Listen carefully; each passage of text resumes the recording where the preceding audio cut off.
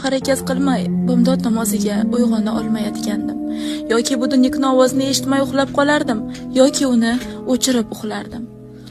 Qalbimda qo'rquv bor edi. Allohga, ya Alloh, men qanday gunoh qildimki, meni joy namozing ustida ko'rishni xohlamayapsan deb yig'lab nolalar qilardim. Bir kun juma kuni Rasululloh sollallohu alayhi vasallamning haqlariga salovatlar aytdim. Qalbimda, vujudimda qandaydir bir boshqacha titroq bor edi. Aynan o'sha kuni kechki payt tahajjud darsim qo'yilgan edi. O'sha kuni tahajjudga uyg'ondim, biroq qandaydir sabab tufayli darsimiz qoldirilgandi. Yana joyimga yotib uxladim, ammo bomdodga budilnik qo'yish xayolimga ham kelmagandi.